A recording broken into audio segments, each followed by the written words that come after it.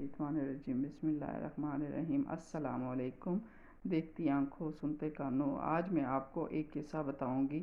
دین کی خاطر سختیوں کا برداشت کرنا اور تکالیف و مشقت کا جھیلنا۔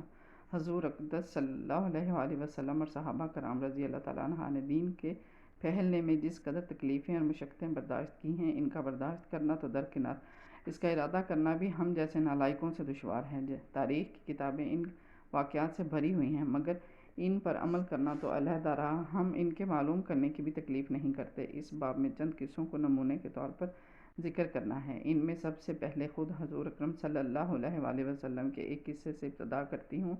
حضور صلی اللہ علیہ وآلہ وسلم کا ذکر برکت کا ذریعہ ہے۔ حضور اکرم صلی اللہ علیہ وآلہ وسلم کے طائف کے سفر کا قصہ۔ نبوت مل جانے کے بعد 9 برس تک نبی اکرم صلی اللہ علیہ وآلہ وسلم مکہ مکرمہ میں تبلیغ فرماتے رہے اور قوم کی ہدایت اور اصلاح کی کوشش فرماتے رہے، لیکن تھوڑی سی جماعت کے سوا جو مسلمان ہو گئی تھی اور تھوڑے سے ایسے لوگوں کے علاوہ جو باوجود مسلمان نہ ہونے کے آپ صلی اللہ علیہ وآلہ وسلم کی مدد کیا کرتے تھے۔ اکثر کفار مکہ آپ صلی اللہ علیہ وآلہ وسلم کے اور آپ صلی اللہ علیہ وآلہ وسلم کے صحابہ رضی اللہ تعالیٰ عنہ کو ہر طرح کی تکلیفیں پہنچاتے تھے، مذاق اڑاتے تھے اور جو ہو سکتا تھا اس سے درگزر نہ کرتے تھے۔ حضور اکرم صلی اللہ علیہ وآلہ وسلم کے چچا ابو طالب بھی انہی نیک دل لوگوں میں سے تھے، جو باوجود مسلمان نہ ہونے کے حضور صلی اللہ علیہ وآلہ وسلم کی ہر قسم کی مدد فرماتے تھے۔ 10ویں سال میں جب ابو طالب کا بھی انتقال ہو گیا تو کافروں کو اور بھی ہر طرح کھلے مہار اسلام سے روکنے اور تکلیفوں اور مسلمانوں کو تکلیف پہنچانے کا موقع ملا۔ حضور اقدس صلی اللہ علیہ وآلہ وسلم اس خیال سے طائف تشریف لے گئے کہ وہاں قبیلہ ثقیف کی بڑی جماعت ہے، اگر وہ قبیلہ مسلمان ہو جائے تو مسلمانوں کو ان تکلیفوں سے نجات ملے اور دین کے پھیلنے کی بنیاد پڑ جائے۔ وہاں پہنچ کر قبیلے کے 3 سرداروں سے جو بڑے درجے کے سمجھے جاتے تھے گفتگو فرمائی اور اللہ کے دین کی خاطر بلایا اور اللہ کے رسول صلی اللہ علیہ وآلہ وسلم کی یعنی اپنی مدد کی طرف متوجہ کیا، مگر ان لوگوں نے بجائے اس کے کہ دین کی بات کو قبول کرتے یا کم سے کم عرب کی مشہور مہمان نوازی کے لحاظ سے ایک نوادر مہمان کی خاطر مدارت کرتے، صاف جواب دے دیا اور نہایت بے رخی اور بد اخلاقی سے پیش آئے۔ ان لوگوں نے یہ بھی گوارا نہ کیا کہ آپ صلی اللہ علیہ وآلہ وسلم یہاں قیام فرما لیں۔ جن لوگوں کو سردار سمجھ کر بات کی تھی کہ وہ شریف ہوں گے اور مہذب گفتگو کریں گے، ان میں سے ایک شخص بولا کہ اوہ، آپ ہی کو اللہ نے نبی بنا کر بھیجا ہے۔ دوسرا بولا، اللہ کو تمہارے سوا کوئی اور ملتا ہی نہیں تھا جس کو رسول بنا کر بھیجتے۔ تیسرے نے کہا، میں تجھ سے بات کرنا نہیں چاہتا اس لیے کہ اگر تو واقعی ہی نبی ہے جیسا کہ دعویٰ ہے تو تیری بات سے انکار کر دینا مصیبت سے خالی نہیں، اور اگر جھوٹ ہے تو میں ایسے شخص سے بات کرنا نہیں چاہتا۔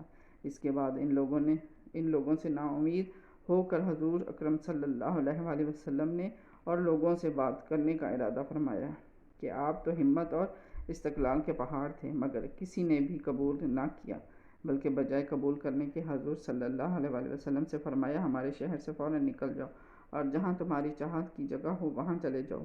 حضور اکرم صلی اللہ علیہ وآلہ وسلم جب ان سے بالکل مایوس ہو کر واپس ہونے لگے تو ان لوگوں نے شہر کے لڑکوں کو پیچھے لگا دیا کہ آپ صلی اللہ علیہ وآلہ وسلم کا مذاق اڑائیں، تالیاں پیٹیں، پتھر ماریں، حتیٰ کہ آپ صلی اللہ علیہ وآلہ وسلم کے دونوں جوتے خون سے جاری ہونے سے رنگین ہو گئے۔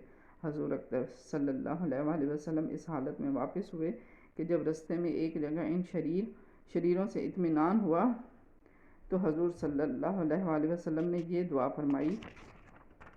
ترجمہ: اے اللہ، تجھ ہی سے شکایت کرتا ہوں، میں اپنی کمزوری اور بے کسی اور لوگوں میں ذلت اور رسوائی کی۔ اے ارحم الراحمین، تو ہی ضعاف کا رب ہے اور تو ہی میرا پروردگار ہے۔ تو مجھے کسی کے حوالے کرتا ہے، کسی اجنبی بیگانے کے جو مجھے دیکھ کر ترش رد ہوتا ہے اور منہ چڑھاتا ہے، یا کسی دشمن کے جس کو تو نے مجھ پر قابو دے دیا۔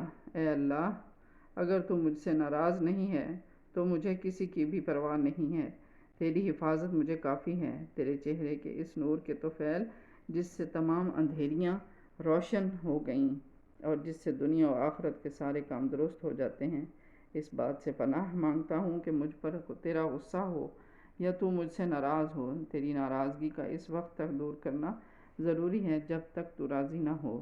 نہ تیرے سوا کوئی طاقت ہے نہ قوت، मालिकुल मुल्क की शान कहरी को इस पर जोश आना ही था। जिब्राईल ने आकर सलाम किया और अर्ज़ किया कि अल्लाह ने आप सल्लल्लाहु अलैहि वसल्लम की कौम की वो गुफ्तगू जो आप सल्लल्लाहु अलैहि वसल्लम से हुई सुनी और इनके जवाबात सुने, और एक फ़रिश्ते को जिसके मुतालिक पहाड़ों की खिदमत है आप सल्लल्लाहु अलैहि वसल्लम के पास भेजा है कि आप सल्लल्लाहु अलैहि वसल्लम जो चाहें इसका हुक्म दें। इसके बाद इस फरिश्ते ने सलाम किया और अर्ज़ किया कि जो इरशाद हो मैं इसकी तामील करता हूँ।